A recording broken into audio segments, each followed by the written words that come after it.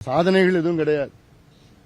எவ்வளவு கீழ்த்தரமான ஒரு பிரச்சாரம் பண்ணிட்டு இருக்காங்க திமுகவில். எப்படின்னா, அவங்க சாதனை பத்தி ஓட்டு கேட்கல, 5 ஆண்டு கால ஆட்சியை பத்தி வச்சு ஓட்டு கேட்கல, அவங்க தேர்தல் அறிக்கை வச்சியும் ஓட்டு கேட்கல, திராவிட மாடல் பத்தியும் ஓட்டு கேட்கல, 8000 ரூபாய் நாங்க கூப்பன் கொடுப்போம்னு ஓட்டு கேட்டு இருக்காங்க.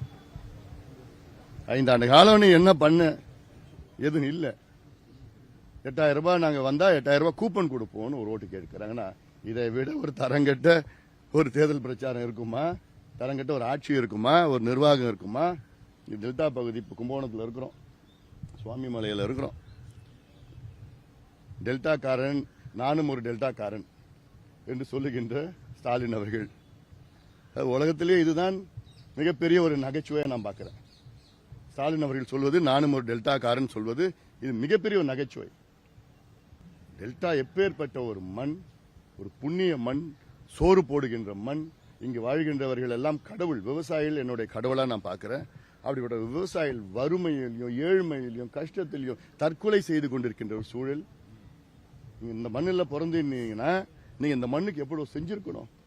கடந்த 6 மாதத்திற்கு முன்பு வந்த மழையில எவ்வளோ நட்டம், பயிர் மூட்டை மூட்டையா இந்த கும்பகோணத்தில் ரயில்வே ஸ்டேஷன்ல 36,000 மூட்டை 20 நாளா எடுத்துட்டு போக முடியாம விளைஞ்சி அழுகி நாசமா போனதெல்லாம் நம்ம பார்த்து தான் இருக்கிறோம்.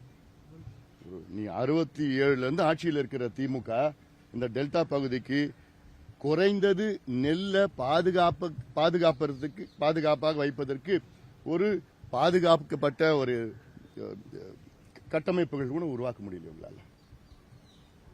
அப்போ எதுக்கு நீங்க உங்களுக்கு பதவி?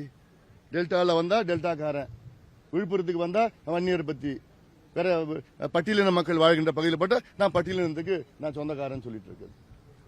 இப்படிதான் அரசியல் பண்றது. இந்த கும்பகோணம் மாவட்டம் எவ்வளவு காலமா கோரிக்கை இந்த மக்களுக்கு. தஞ்சாவூர் மாவட்டத்திலிருந்து பிரிச்சு பாபநாசம், திருவிடைமருதூர், கும்பகோணம் இந்த 3 தொகுதிகள் வேண்டும், பிரிச்சு வேண்டும் சொல்லிட்டு எவ்வளவு காலமா போராட்டம் மக்கள். இதை முதலமைச்சர் ஸ்டாலின் அவர்கள் 1 முறை 2 முறை இல்ல 20 முறை அறிவித்தார். தேர்தலுக்கு முன்பு எத்தனையோ முறை இதே மண்ணில் பிரச்சாரம் பண்ணி, நான் ஆட்சி வந்தவுடன் கும்பகோணம் மாவட்டத்தை நான் அறிவிப்பேன். எவ்வளவு பெரிய ஒரு ஏமாற்று வேலை. 5 ஆண்டு காலத்தில் ஒரு மாவட்டத்தை கூட அறிவிக்கல, புதுசா மாவட்டத்தை ஒன்னு கூட அறிவிக்கல.